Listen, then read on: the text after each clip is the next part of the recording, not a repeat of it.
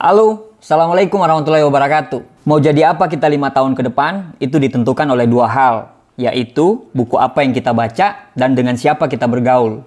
Kalau zaman sekarang ini ada 3, buku apa yang kita baca, dengan siapa kita bergaul, dan siapa yang kita subscribe atau kita follow.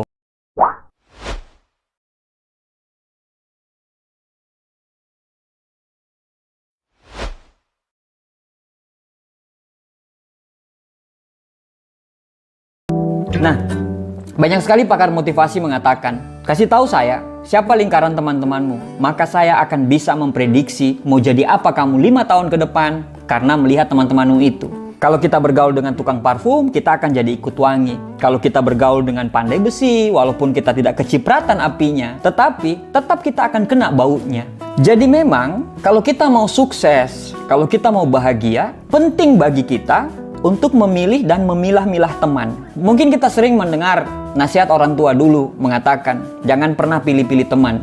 Tapi itu beda konteks. Itu konteksnya apabila Anda anaknya orang kaya, Anda tidak boleh memilih teman-teman dari kalangan apapun. Tapi ada hal yang menarik dari sebuah pertemanan ini, yaitu makin tambah usia kita, makin sedikit lingkaran pertemanan kita. Yaitu sangat wajar, karena memang makin sedikit pertemanan, itu adalah ciri-ciri bahwa kita itu makin dewasa. Kenapa pilih-pilih teman itu penting?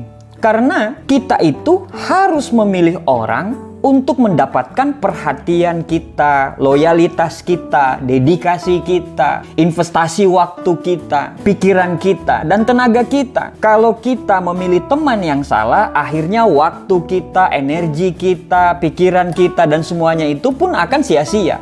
Tapi kalau kita memilih pertemanan yang tepat, investasi tadi, investasi waktu kita, investasi tenaga, pikiran, dan semuanya itu akan ada timbal baliknya untuk kita juga. Kalau Anda ingin hidup Anda kedepannya bisa sukses, kedepannya bisa bahagia, coba Anda hindari atau Anda eliminasi untuk bergaul dengan 5 tipikal orang ini. Yang pertama adalah tipikal orang yang suka mengeluh. Mengeluh itu biasa loh ya, tapi suka mengeluh itu yang tidak wajar. Apa-apa dikeluhkan, apa-apa dikeluhkan. Makan di satu tempat, dibilang makanannya nggak enak. Makanannya enak, dibilang tempatnya yang nggak enak. Tempatnya makanannya enak, dibilang pelayannya yang kurang ramah. Pelayannya ramah, makanannya enak, tempatnya bagus, dibilang terlalu jauh dari tempatnya. Pokoknya apa aja dia keluhkan gitu. Jadi hidupnya itu selalu dengan keluhan. Apa-apa dia keluhkan. Dia selalu mencari masalah dari setiap solusi, bukan mencari solusi dari setiap masalah. Anda itu kan cuma manusia biasa juga. Anda butuh teman itu untuk sama-sama memotivasi, sama-sama mendengarkan, sama-sama membangkitkan semangat. Nah, tapi kalau Anda ketemu dengan orang-orang yang tukang mengeluh ini, ketemu Anda mengeluh, sedangkan semangat Anda juga naik turun, kadang naik, kadang down, kadang naik, kadang down, itu cuma akan menguras energi Anda saja. Itu hanya akan membuang waktu Anda saja. Kalau ketemu dia, yang tadinya fine-fine saja, yang tadinya bagus-bagus aja, pada saat ketemu dia, semuanya jadi tidak bagus. Karena ada saja yang dia keluhkan. Anda kebayang nggak kalau ketemu orang-orang seperti ini gitu? Telepon Anda berkali-kali, minta solusi. Aduh, ini pacar saya ini selingkuh, gimana solusinya? Kita udah kasih solusi berkali-kali, terus apa kata dia? Saya cinta banget sama dia, bagaimana nih? Telepon lagi gitu, aduh pacar saya selingkuh, gimana solusinya, segala macam. Kita bilang sama dia solusinya, ya udah diputusin aja. Repotnya pada saat kita kasih solusi seperti itu, tiba-tiba besoknya dia baik sama pacarnya. Akhirnya dia ceritalah sama pacarnya. Itu loh teman kita kemarin itu loh kasih solusi kalau kita putus. Akhirnya pacarnya dia dengan Anda itu jadi ribut. Kan berabe kalau seperti itu kan? Jadi biar tidak menguras energi Anda, eliminasilah teman-teman yang suka mengeluh ini. Tidak menjadikan dia teman bukan berarti kita membenci dia kan. Cuman kita memprotek diri kita supaya tetap semangat, tetap antusias. Karena hidup di luar sana itu membutuhkan energi positif yang luar biasa. Kalau lingkaran Anda punya energi yang negatif, lama-lama Anda akan memandang dunia itu pun secara negatif. Jadi sangat sayang sekali, buang-buang waktu kalau Anda menghabiskan waktu dengan orang-orang yang tukang mengeluh ini.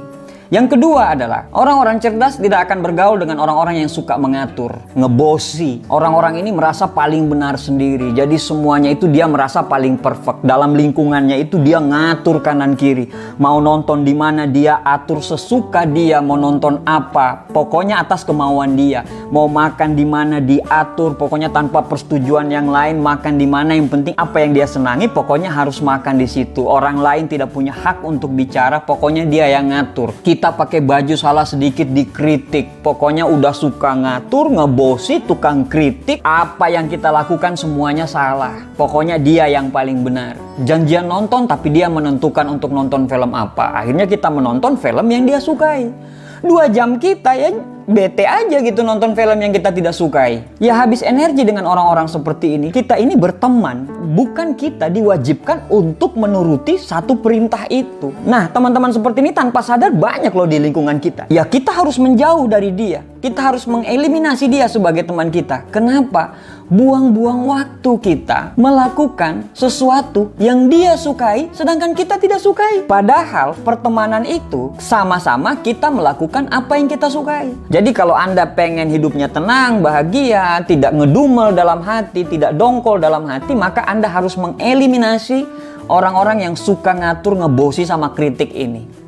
Yang ketiga, orang-orang cerdas akan menghindari untuk bergaul dengan teman-teman yang nggak tahu diri. Yang nggak tahu diri ini seperti apa? Pinjem uang, lupa. Pinjem motor, nggak diisi bensinnya. Kerja kelompok, dia malah pacaran. Pinjam barang, jaket, baju, sepatu, jadi hak milik. Pokoknya kalau ketemu dia, ada aja yang bikin jengkel. Karena orangnya nggak tahu diri. Kalau dikasih tahu, dia malah pura-pura lupa ingatan. Jadi, Anda harus mengeliminasi teman-teman yang nggak tahu diri ini. Yang keempat, Anda harus menghindari untuk berteman dengan orang-orang yang tidak tepat waktu. Orang yang menghargai waktu. Setidaknya dia menghargai 3 hal. Yang pertama, dia menghargai waktu yang diberikan oleh Allah. Yang kedua, dia menghargai waktunya orang lain. Yang ketiga, dia menghargai dirinya sendiri.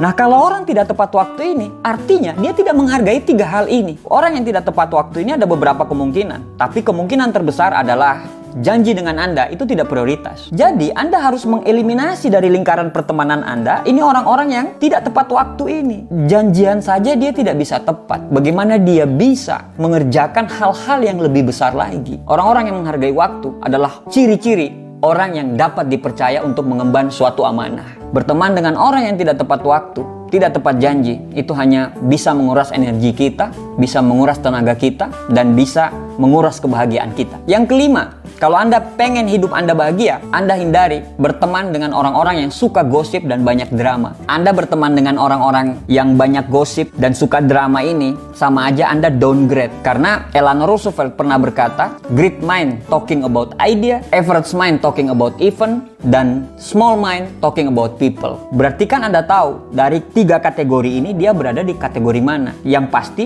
dia berada di kategori small mind. Ketemu dengan orang-orang seperti ini, yang kita lakukan hanyalah gosip, mengkritik, ceritakan orang lain.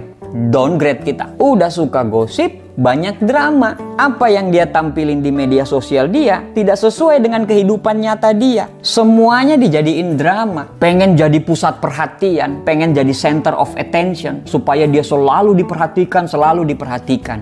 Kita juga butuh diperhatiin dong. Kita berteman kan saling memberi, saling menerima. Kalau kita cuman selalu mendengarkan orang lain tanpa kita juga didengarkan, ya capek dan buang-buang energi saja. Jadi, apabila Anda mempunyai teman yang suka gosip dan banyak drama itu, sebaiknya kalau Anda ingin kehidupan Anda bagus, kehidupan Anda sukses, Anda eliminasi untuk berteman dengan orang-orang seperti ini. Teman yang baik adalah teman yang pada saat kita menceritakan hal-hal yang paling memalukan dalam hidup kita, dia mendengarkan kita dan tersenyum. Teman yang baik, pada saat kita menceritakan kenapa kita bisa insecure, dia selalu mendengarkan kita dan berkata sabar. Teman yang baik adalah pada saat kita menceritakan cerita personal dan profesionalisme kita, dia selalu ada di samping kita. Menurut Aristoteles, apa itu teman? Sebuah hunian jiwa tunggal dalam satu tubuh. Jadi, kalau Anda pengen hidup Anda bahagia ke depannya, kalau Anda pengen sukses ke depannya, kalau Anda ingin hidup Anda selalu lebih kuat, maka mulai sekarang, mulailah memilih dan memilah mana yang harus dijadiin teman dan mana yang harus dieliminasi. Terima kasih. Demikian sharing santai dari saya. Assalamualaikum warahmatullahi wabarakatuh.